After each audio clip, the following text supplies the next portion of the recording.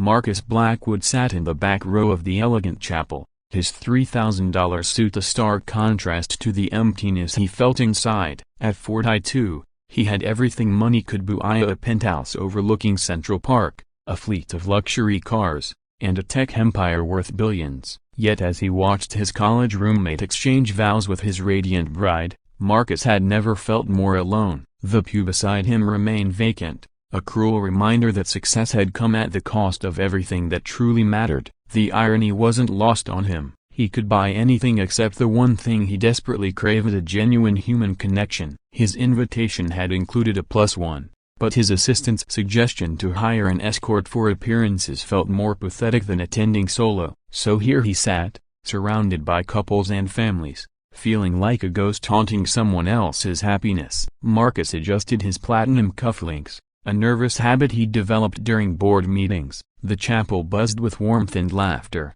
conversations flowing like wine at the reception that would follow. Children giggled in their Sunday best while grandparents dabbed at their eyes with handkerchiefs. Everyone belonged to someone, everyone except him. His phone buzzed with urgent emails: a merger in Tokyo, quarterly projections, a crisis in the London office. The digital leash that had made him rich now felt like a noose. Even at his friend's wedding, he couldn't escape the relentless demands of being Marcus Blackwood, CEO of Blackwood Technologies. He silenced the device, trying to be present for once in his life. The ceremony proceeded with picture-perfect precision. The bride was luminous, the groom beaming, and Marcus found himself wondering what it would feel like to have someone look at him the way Sarah looked at Tom, not with the calculating glances of gold diggers or the nervous deference of employees, but with pure, uncomplicated love. After the I-dos and the kiss that sealed their union, guests began filing out for cocktail hour in the garden. Marcus lingered, reluctant to face the small talk and forced smiles that awaited him outside. He'd perfected the art of corporate charm, but genuine social interaction felt foreign now, like speaking a language he'd forgotten. The chapel was nearly empty when he heard a voice so pure and haunting it stopped him mid-step. Someone was singing softly near the altar, their melody floating through the sacred space like a prayer made audible. Marcus turned toward the sound, his breath catching in his throat. A young girl, perhaps 8 or 9 years old, sat cross-legged on the floor beside the communion table. Her dress was clearly second-hand, a faded pink with careful patches at the nessa, but she wore it with the dignity of a princess. Her dark hair was braided with what looked like ribbon from a gift box, and her small hands were folded in her lap as she sang. The song was Amazing Grace, but she sang it differently than Marcus had ever heard. There was no trained perfection in her voice, no polished technique. Instead, there was something rawer, more honest, the kind of authenticity that money couldn't manufacture and fame couldn't fake. Each note carried weight, as if she understood the meaning behind the words in ways that eluded most adults. Marcus found himself stepping closer,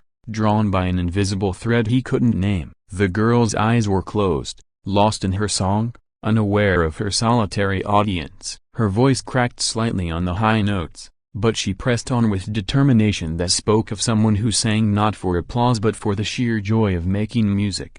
Amazing Grace, how sweet the sound, that saved a wretch like me. The words hit Marcus like a physical blow. When was the last time he'd felt grace of any kind? His world was built on transactions, negotiations, and calculated risks. Gracie, an unearned, undeserved favor, was a foreign concept in boardrooms and penthouse suites. I once was lost, but now am found, was blind but now I see. Lost, the word echoed in the cavern of his chest. For all his success, all his achievements, Marcus felt profoundly lost. He'd climbed every mountain capitalism had to offer, only to discover that the view from the top was achingly lonely. He'd gained the world and lost his soul, just like the old saying warned. As the girl continued singing, Marcus noticed details that broke his heart in ways he couldn't explain. Her shoes were too small, pinching her feet in a way that made her shift uncomfortably. The careful way she held her dress suggested it was precious to her,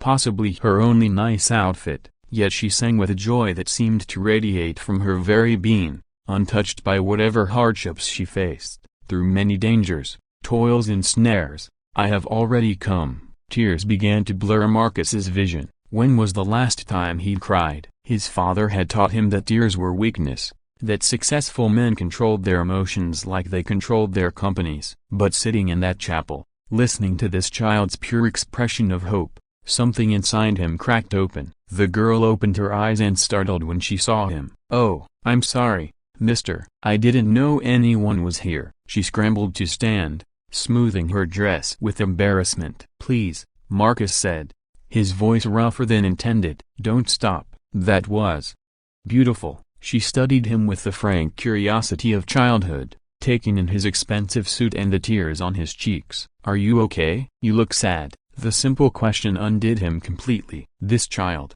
who clearly had so little, was concerned about his well-being. When was the last time someone had asked if he was okay and actually cared about the answer? His therapist didn't count as she was paid to listen. His board member certainly didn't care about his emotional state beyond how it might affect stock prices. Marcus struggled to find words. "I am sad. I didn't realize how sad until I heard you singing." The girl nodded with the wisdom of someone who'd known sorrow despite her tender years. "Mama says music helps when you're hurting. She taught me that song." "Your mother has good taste." "Where is she?" The child's face dimmed slightly. "She's working. She cleans offices at night so we can eat." "I'm supposed to wait here until she's done at the big building across the street." She gestured toward the window where Blackwood Technologies' logo was visible on the gleaming tower beyond. The irony struck Marcus like lightning. This child's mother worked in his building, scrubbing floors and emptying trash cans while he made decisions that affected thousands of lives. She was probably one of the invisible army of service workers he passed without seeing, people who kept his empire running while remaining nameless to him. "What's your name?" he asked. "Lily Martinez." "What's yours?" "Marcus." He didn't add the last name or title. For once, he wanted to be just Marcus. "Nice to meet you, Marcus. Are you here for the wedding too?" "I was, but I think I was really here to meet you." Lily tilted her head, confused but pleased. "That's silly. You didn't even know I existed." "Maybe not," Marcus admitted, "but maybe the universe did." They sat together in comfortable silence for a moment, the chapel holding them in its peaceful embrace. Marcus found himself really looking at this child and not glancing past her the way he did with most people, but truly seeing her, her resilience, her joy despite circumstances that would crush many adults, her capacity for kindness to a stranger who clearly had more than she did. "Lily," he said carefully, "would you mind if I asked you some questions about your mother's work? About your situation?" She shrugged. "I guess, but there's not much to tell. Mama works hard, I go to school, and we're happy. We don't have much money, but we have each other," she said it matter-of-factly, without self-pity or shame.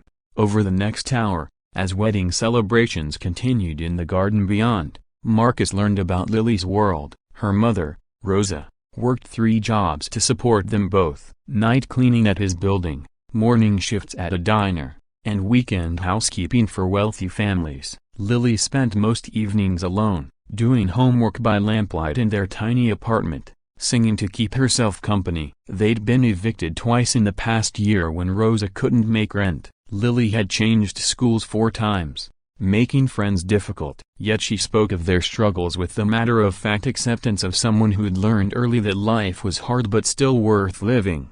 "Don't you ever get angry?" Marcus asked, at the unfairness of it all. Lily considered this seriously. "Sometimes. But Mama says anger is like drinking poison and expecting the other person to get sick. She says we control what we do with what we're given, not what we're given." The wisdom of it staggered him. This 9-year-old had insights that had eluded him despite decades of experience and education. She'd learned lessons about resilience and grace that his Harvard MBA had never taught. As they talked, Marcus felt something shift inside him, a tectonic plate of his soul moving after years of being frozen in place. This child's simple presence was teaching him about wealth he'd never possessed, the richness of gratitude, the luxury of genuine human connection, the treasure of finding joy in small things. When Rosa arrived to collect her daughter, Marcus saw where Lily got her strength. Despite obvious exhaustion, Rosa's face lit up when she saw her child. Her love was so pure, so fierce, it was almost tangible in the chapel air. "Mama, this is Marcus," Lily announced. He was sad, but I think the music helped. Rose's eyes widened as she recognized him as the man whose signature was on her paycheck, whose company owned the building where she spent her nights in service to others. But before she could stammer apologies or explanations, Marcus stood and extended his hand. "Mrs. Martinez, it's an honor to meet you. Your daughter. She's extraordinary." What followed was a conversation that would change all their lives. Marcus learned about Rose's dreams of starting a small catering business, her desire to give Lily stability and opportunities. He heard about eviction notices and medical bills, about choosing between groceries and school supplies. But he also learned about their Tuesday night tradition of singing together while Rosa cooked dinner. About Lily's straight A's despite changing schools so often. About the way they took care of elderly neighbors despite having so little themselves. By the time they parted that evening, Marcus had done something unprecedented in his business career. He'd made a decision with his heart instead of his head. The next Monday, Rosa would start her new position as head of Blackwood Technologies Hospitality Services, with a salary that would let her quit her other jobs. Lily would have a college fund, healthcare, and stability. But more than that, Marcus had invited them to be part of his life in ways that terrified and thrilled him. Weekly dinners, school events, the kind of ordinary moments that he traded away for extraordinary wealth. As he drove home that night, Marcus caught himself humming Amazing Grace. For the first time in years, he wasn't thinking about market shares or profit margins. Instead, he was thinking about a little girl's voice carrying hope through a chapel, about a mother's love that transformed struggle into strength, about the grace that had brought them all together. The lonely CEO who'd entered the chapel was gone. In his place sat a man who'd been found by the most unlikely of saviors, a poor girl whose wealth couldn't be measured in dollars but in the richness of her spirit. Her song had cracked open his frozen heart, and for the first time in decades, Marcus Blackwood was learning how to be truly, authentically human. 3 months later, as he sat at Lily's school concert watching her perform that same song that had changed his life, Marcus understood what grace really meant. It wasn't something you earned or deserved. It was something you received from the most unexpected sources, in the most unlikely moments, when you needed it most. And sometimes, if you were very lucky, it came wrapped in the voice of a child who taught you that the greatest wealth wasn't what you accumulated, but what you shared.